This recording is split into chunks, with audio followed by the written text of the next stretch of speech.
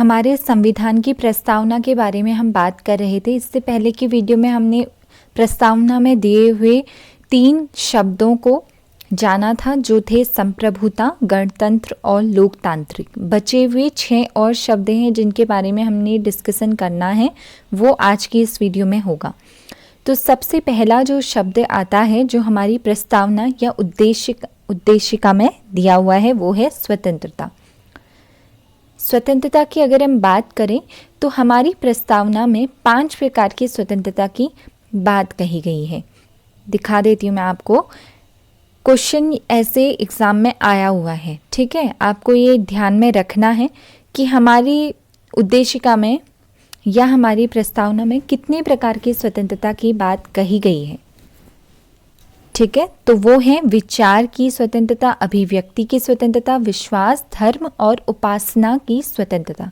यानी in total हो गई 5 प्रकार की स्वतंत्रता की बात हमारी प्रस्तावना प्रियम्बल में करी गई है, ठीक है।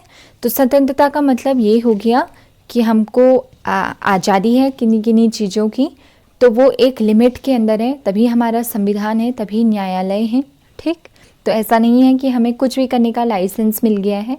हमारी एक सीमा है जो हमारे संविधान में लिखी गई है, उन्हीं के अंदर हमको रह के स्वतंत्रता दी गई है। बात अगर हम करें तो स्वतंत्रता, समता और बंधुता, ये 3 जो शब्द हैं, ये 3 तत्व जो हैं, ये हमने फ्रांस की क्रांति से लिए गए हैं, ठीक है। इनके जो आदर्श हैं वो कहाँ से आए हुए हैं? फ्रांस की क्रांति। तो फ्रांस की क्रांति कब होती है? हम जानते हैं 1789 से 1799 का पीरियड रहता है फ्रांस की क्रांति का। वहाँ से ये 3 आदर्श लिए गए हैं, याद रखना, स्वतंत्रता, समता और बंधुता, ठीक है। अगला वर्ड जो हमारी प्रस्तावना में है वो है न्याय। पहली लाइन में आप देखें तो यहाँ पर पे है न्याय। कितने प्रकार के न्याय की बात हमारी प्रस्तावना में की गई है? तो वो है 3 टाइप के, सामाजिक, आर्थिक और राजनीतिक। तो सामाजिक न्याय का क्या मतलब है? किसी भी, चाहे वो व्यक्ति कोई किसी भी धर्म का हो, चाहे वो कोई भी लिंग का हो, कोई भी जेंडर हो उसका, या चाहे वो किसी भी जाति का हो, किसी रंग का हो, बिना भेदभाव के सबको सामाजिक न्याय मिलेगा। आर्थिक की भी बात करें तो बिना किसी भेदभाव के सबको आर्थिक भेदभाव नहीं किया जाएगा, या आर्थिक कारणों के आधार पर किसी से भेदभाव नहीं किया जाएगा। जैसे कोई किसी के पास ज़्यादा संपत्ति है या संपदा है तो, और कोई गरीब है तो उनमें कोई भेदभाव, ऐसा कुछ नहीं होगा। राजनीतिक न्याय यानी फिर से हर किसी व्यक्ति को समान राजनीतिक अधिकार प्राप्त होंगे। बात अगर हम करते हैं सामाजिक, आर्थिक और राजनीतिक की, ये 3 तत्व हमने लिए हैं रूस की क्रांति से, ठीक है।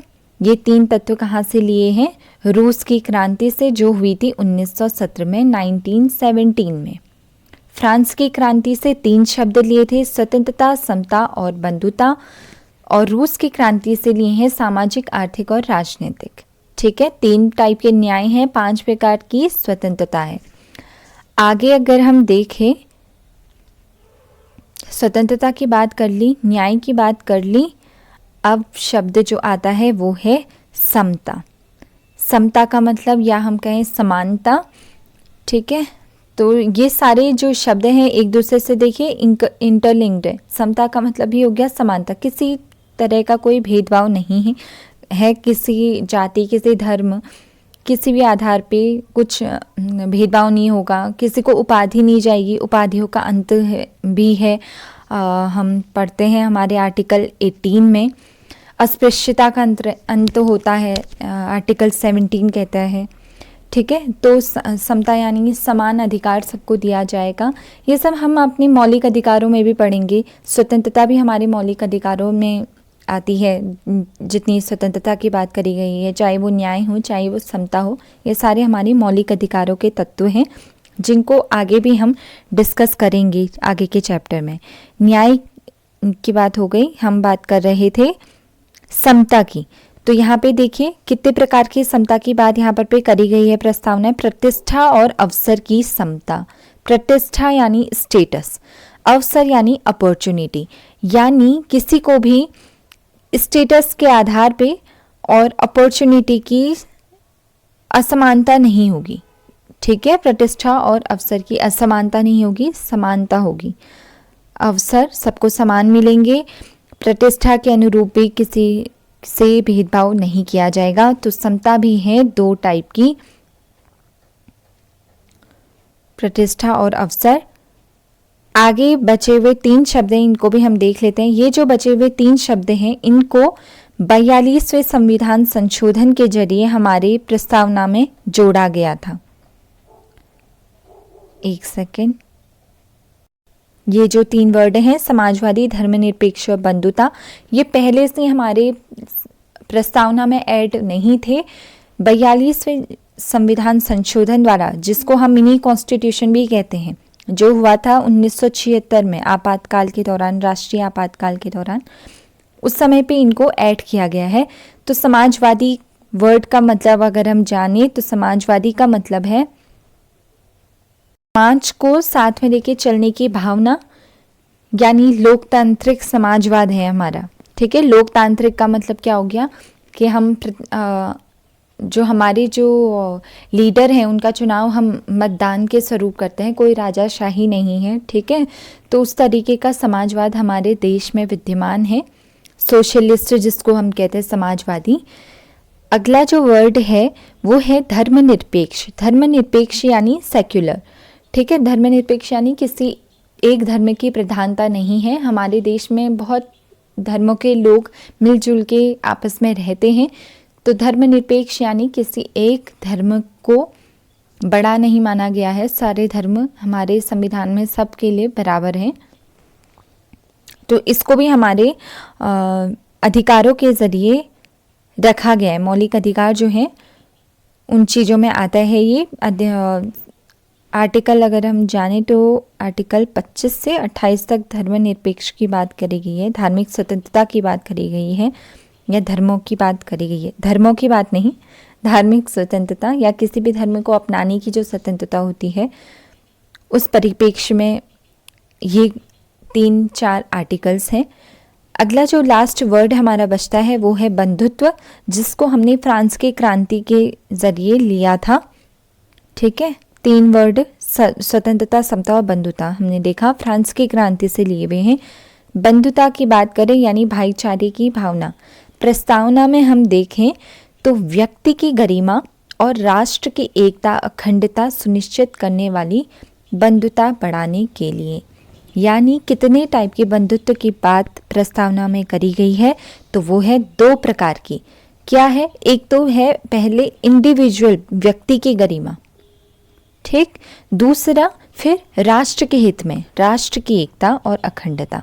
पहले तो हमारी इंडिविजुअल जो भावना है उसकी बात करी गई है, उसकी गरिमा की बात करी है। दूसरा हमारे राष्ट्र की गरिमा की बात करी है, यानी राष्ट्र की बंधुता की बात करी है। तो बंधुता भी 2 टाइप की प्रस्तावना में दी है, समता भी 2 टाइप की है, स्वतंत्रता 5 टाइप की है और न्याय की व्यवस्था 3 टाइप की प्रियम्बर प्रस्तावना या उद्देशिका में की गई है। ठीक है, तो ये हमने जाना। आगे हम इन सब को, जो ये हमारे शब्द आए थे, ये या तो हमारे मौलिक अधिकारों में है या फिर हमारे राज्य के नीति निर्देशक सिद्धांत जो होते हैं उसमें दिए गए हैं। तो उसके अलग अलग चैप्टर जो आएंगे हम उनमें डिस्कस करेंगे। ये हमने प्रियम्बल के बारे में जाना, हमारी प्रस्तावना के बारे में जाना। तो जो सबसे फेवरेट क्वेश्चन जो रहता है वो रहता है कि क्या संविधान की प्रस्तावना में संशोधन किया जा सकता है? तो वो हाँ, किया जा सकता है। आज तक कितनी बार हुआ है? तो 1 बार हुआ है, 1976 में हुआ है, जब 3 शब्द को ऐड किया गया था। ठीक है, किन किन को? समाजवाद, धर्मनिरपेक्ष और बंधुता। तो ये चीज़ है। और ये भी क्वेश्चन कि क्या प्रस्तावना संविधान का भाग है या नहीं? तो हाँ, प्रस्तावना संविधान का भाग है। पर ध्यान देने वाली बात यह है, संविधान में जो संशोधन होता है वो आर्टिकल 368 में उसकी व्यवस्था की गई है। जो हमारी पार्लियामेंट जो संविधान में संशोधन करती है वो 368 के अकॉर्डिंग करती है। पर हमारी जो उद्देशिका है, प्रस्तावना में जो संशोधन होगा वो 368 के ज़रिए नहीं होता है। ये बात ध्यान देने वाली बात है। उस आर्टिकल 368 के ज़रिए संविधान की उद्देशिका में संशोधन नहीं होता है। बाकी जो हमारे संशोधन आर्टिकल्स में होते हैं वो 368 के ज़रिए होते हैं, संविधान संशोधन जिनको हम कहते हैं।